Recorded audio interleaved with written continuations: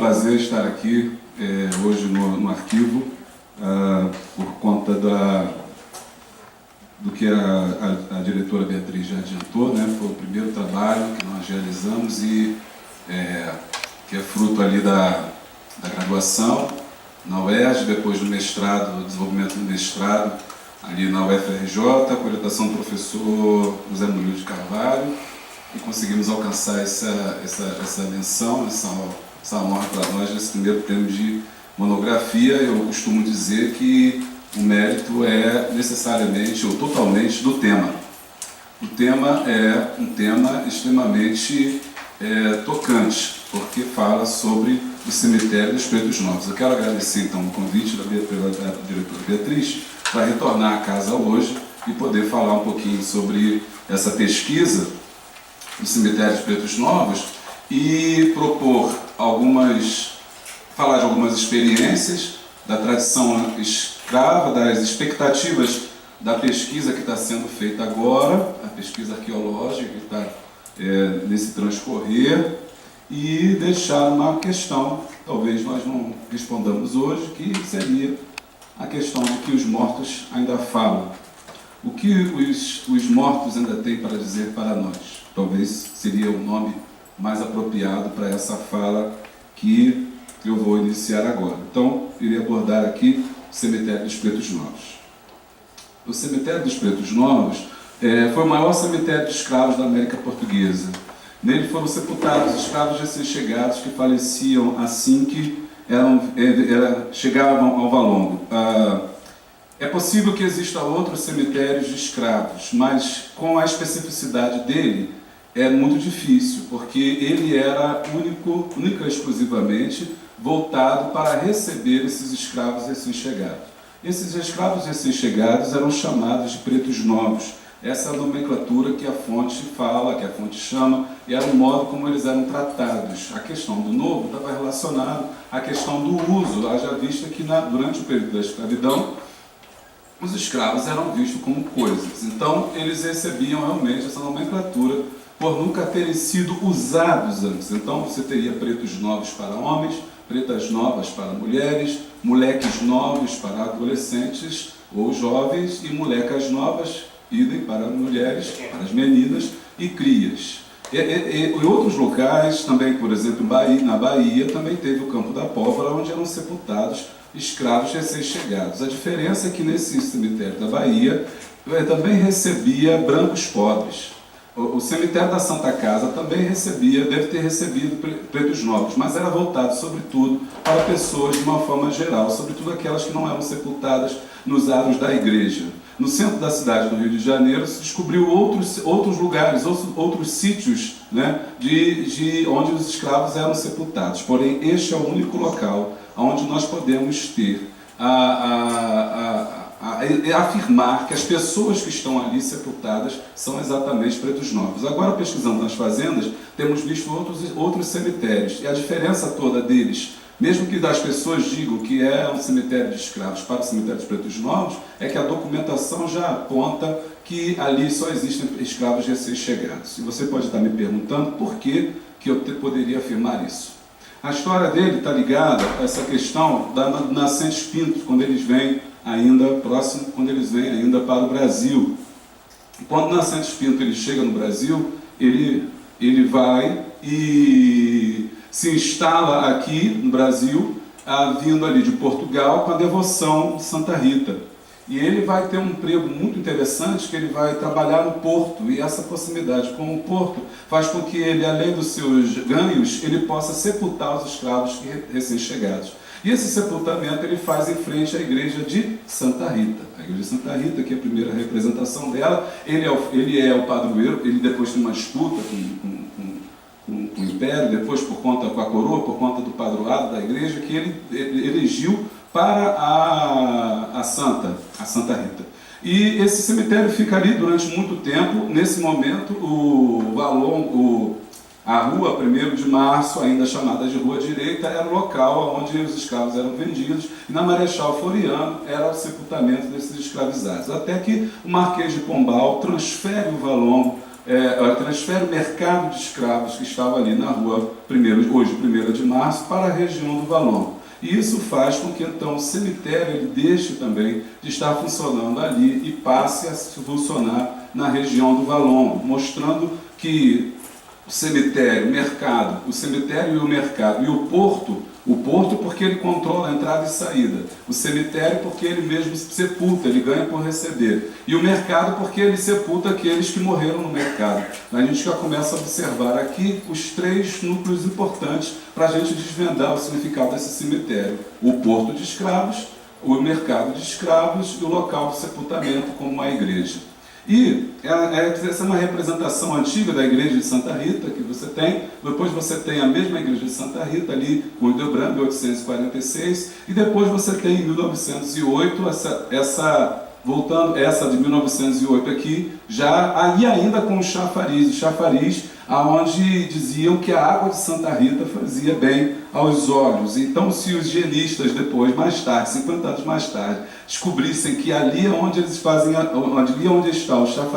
o chafariz, era o local onde os escravos eram sepultados, eles teriam, no mínimo, um infarto. Porque ali era o local, se hoje você também escavar ali a Marechal Floriano, como algumas pessoas ainda pretendem fazer, você vai encontrar ali ossadas de escravizados na entrada não apenas no lado da igreja, mas ali onde tem o florista, aquela bancazinha, ali foi o primeiro cemitério de escravos recém-chegados.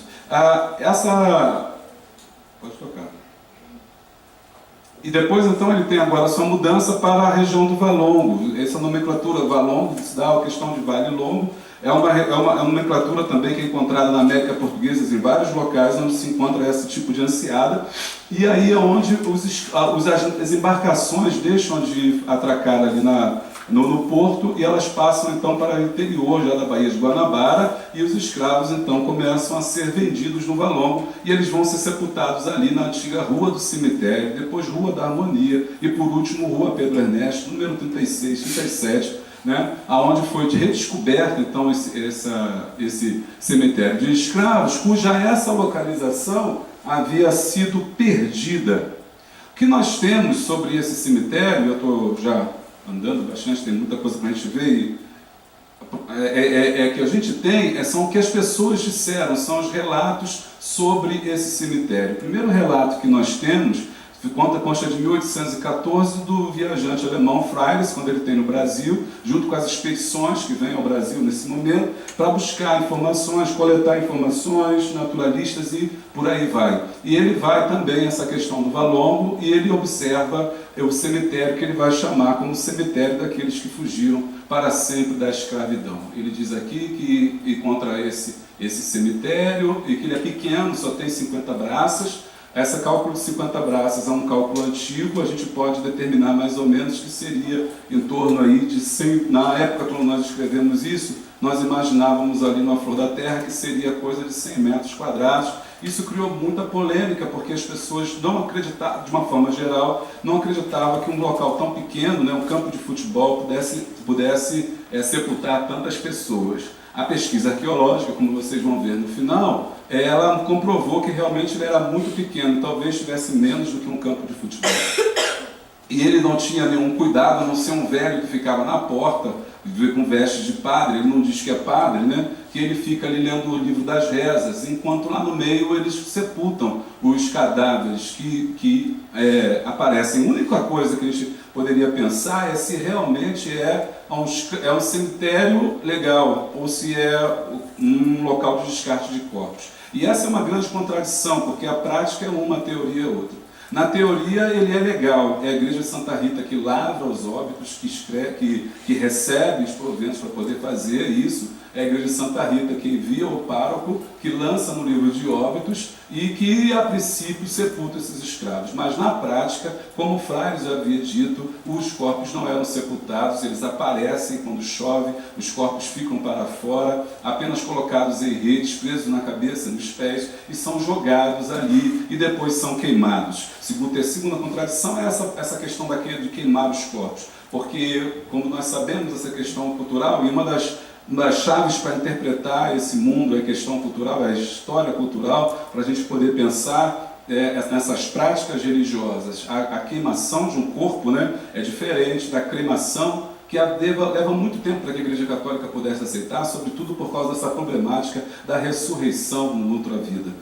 Uma vez que o seu corpo é queimado e não cremado, ou seja, o seu corpo é desfeito, isso impede com que você tenha acesso a esse outro mundo. Então, esses corpos são queimados, talvez por conta de questões ali higiênicas, e são ali revirados, como ele está falando, de um cheiro insuportável.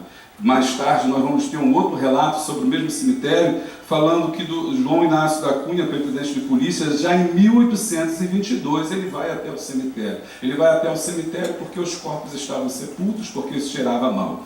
A pesquisa feita na Fiocruz pela Tânia, ela mostrou que ali, depois que você cava ali 1,5 metro, você já encontra areia do mar. E se você cavar mais um pouquinho, você já encontra conchas. Isso quer dizer que naquele mapa que nós mostramos ali anteriormente, o mar chegava bem ali perto. Ou pelo menos quando chovia, a maré aumentava e inundava aquela região da rua do cemitério. E é provável então, para a gente saber que ali tem conchas ali, antes do período do sepultamento, é que as águas do mar batiam ali. Então, pasmem, aquele local onde os corpos eram jogados, quando chovia, as marés subiam e os corpos eram colocados agora à mostra. Isso trouxe um grande problema. Voltando ali naquele mapa, eu começo a falar e aí eu começo a querer botar de detalhe, mas olha o meu tempo que qualquer coisa a gente corta. Esse período aqui, quando vai começando agora esse arruamento, a gente tem o primeiro arruamento, né, que é o enxadrezado aqui da cidade antiga, e depois você tem a expansão da cidade para cá.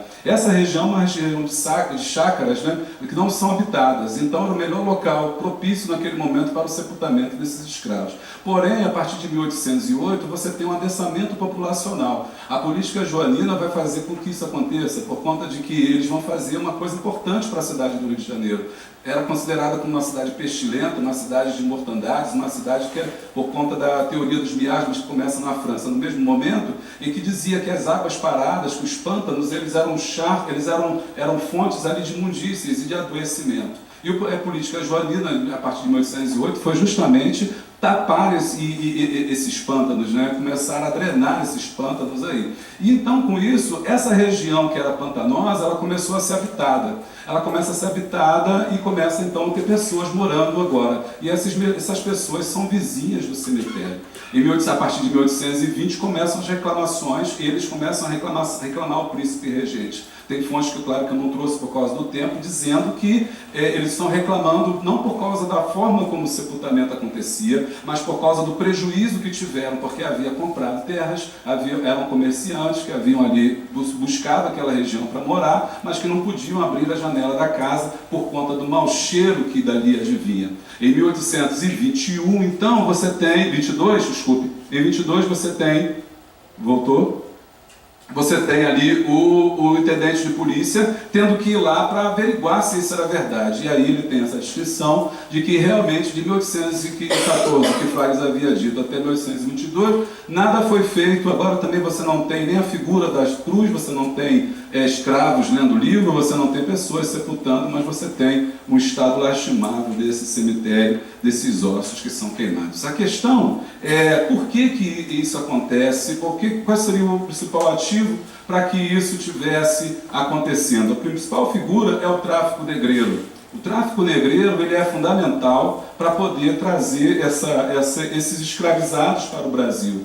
E é a partir deles que a gente começa a pensar e tentar dimensionar e entender o que foi o cemitério dos Pretos Novos. O cemitério dos Pretos Novos, para além de ter sido uma crueldade para com o ser humano, também temos outras violências, que é a violência simbólica.